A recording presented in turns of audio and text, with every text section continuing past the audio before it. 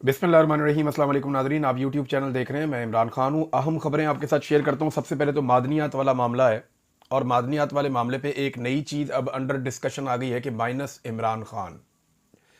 देखिए, इस पे सूबाई हुकूमत में इस वक्त शदीद दबाव है, और ये दावा किया जा रहा है, जिसकी तरदीद सूबाई हुकूमत ने नहीं की, कि ये वफाक से एक बिल जनरेट हुआ और इसको सूबों में भिजवाया गया अपनी मर्जी से, और सूबों को डेडलाइन दी गई कि आप इस बिल को इतने अरसे के अंदर पास करवा के हमें दे दें, यानी आप ये इख्तियारात हमें दे दें और इतने अरसे के अंदर दे दें।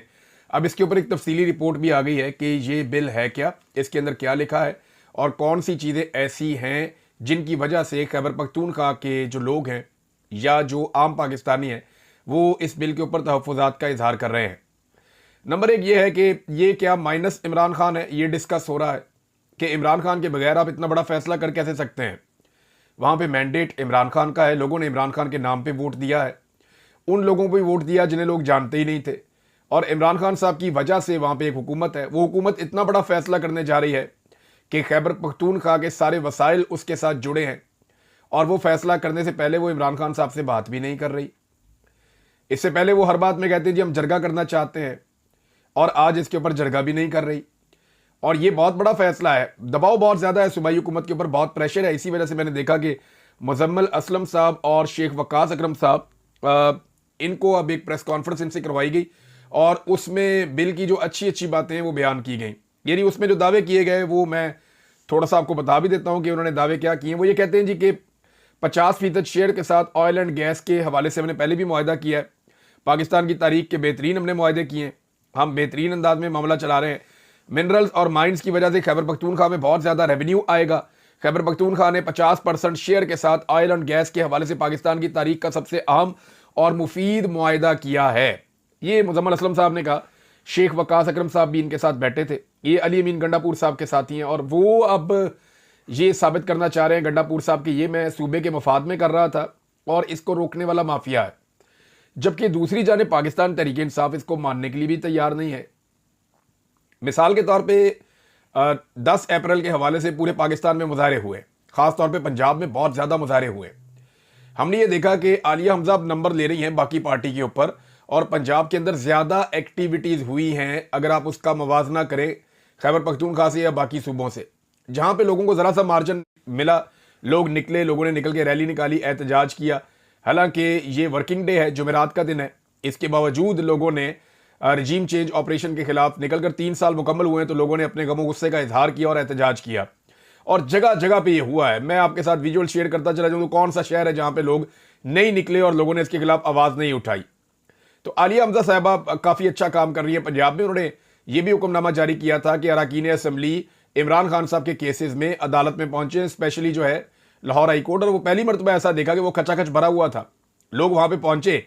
यानी अब लीडर जो है उसके पीछे लोग भी आएंगे, वो लोग जिन्होंने लीडर के नाम पे वोट लिए हैं वो भी आएंगे, और इसीलिए बहुत सारे लोगों को आलिया हमजा से तकलीफ है कि वो काम करवाती हैं, वो ड्यूटियाँ लगाती हैं, वो कहती हैं जी आपको आना पड़ेगा, वो खुद भी पहुँचती हैं, खुद भी मार खाती हैं और बाकियों को कहती हैं कि आप भी मार खाएं।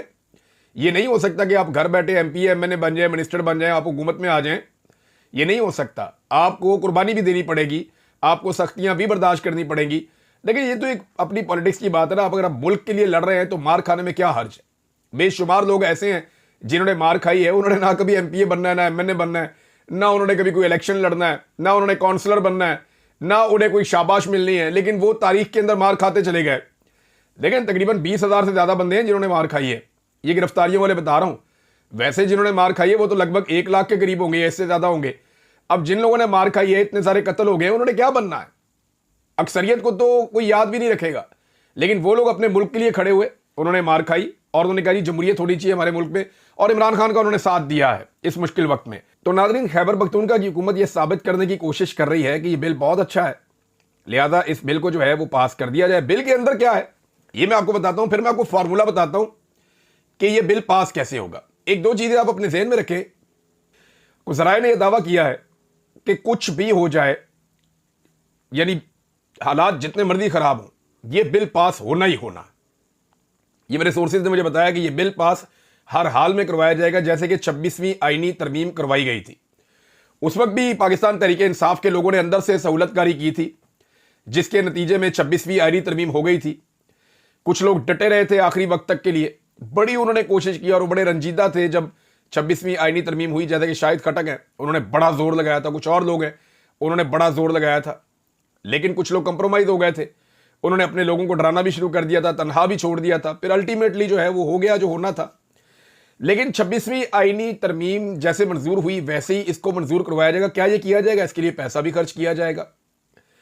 اب یہ جن علاقوں میں معدنیات ہیں وہاں پہ آنے والے دنوں میں کچھ حالات و واقعات, اور یہ جملہ آپ نے یاد رکھنا ہے, آنے والے دنوں میں کچھ واقعات کو جواز بنا کر خیبر پختونخوا کی حکومت بھی آپریشن کے حق میں فیڈرل حکومت کے ساتھ کھڑی ہو جائے گی. حالانکہ خیبر پختونخوا میں مجھے جتنے لوگ ملے ہیں وہ سب کے سب یہ کہتے ہیں کہ کسی صورت بھی ہم اپنے صوبے میں آپریشن نہیں ہونے دیں گے. وہ شدید مخالف ہیں آپریشنز کے, لیکن کچھ واقعات آنے والے دنوں میں ہو سکتے ہیں. کیونکہ میرا ایک سورس ہے, اس نے مجھے یہ 2-3 چیزیں بتائی. انہوں نے کہا عمران بھائی یہ بل بھی پاس ہوگا اور اس کے بعد یہ جن علاقوں میں معدنیات ہیں ان علاقوں کے اندر آپریشنز بھی ہوں گے اور خیبر پختونخوا کی حکومت خود آپریشنز کروائے گی. میں نے کہا جی وہ خیبر پختونخوا کی حکومت کیوں آپریشن کروائے گی؟ وہاں کے عوام سخت خلاف ہیں. انہوں نے کہا جی کوئی بھی ایسا واقعہ ہو گیا تو خیبر پختونخوا کی حکومت خود آپریشن کا حصہ بن جائے گی, آپ بے فکر رہیں. تو بہرحال یہ اب واقعات کو جواز بنا کر کے پی کے حکومت بھی آپریشنز کے حق میں آئے گی, یہ دعویٰ کیا ہے ذرائع نے. اب دیکھتے ہیں کہ یہ ہوتا ہے یا نہیں ہوتا. اب جو ایک اس کے بارے میں ڈیٹیل کے ساتھ رضوان غلزی صاحب ہیں, یہ بڑے زبردست جرنلسٹ ہیں اور ان پہ مجھے بڑا پراؤڈ ہے. شہید ارشد شریف کے اسٹوڈنٹ ہیں اور انہوں نے ثابت کیا کہ یہ ارشد شریف کے ہی طالب علم ہے. اور جن چند لوگوں کو دیکھ کر مجھے بڑی امید جاگتی ہے پاکستان کی صحافت میں, ان میں ایک رضوان غلزی صاحب بھی ہیں. وہ فرماتے ہیں جناب, انہوں نے اس کی ڈیٹیل لکھی ہے, رپورٹ ان کی اپنی ہے, وہ چھپ گئی ہے, میں آپ کے ساتھ شیئر کر دیتا ہوں. خیبر پختونخوا کا مائنز اینڈ منرلز ایکٹ نہ صرف آئین کے خلاف ہے بلکہ خیبر پختونخوا کے وسائل, مقامی روزگار اور عوامی مفاد کے لیے بھی نقصان دہ ہو سکتا ہے. نمبر 1 انہوں نے پوائنٹ لکھا ہے وفاقی مداخلت.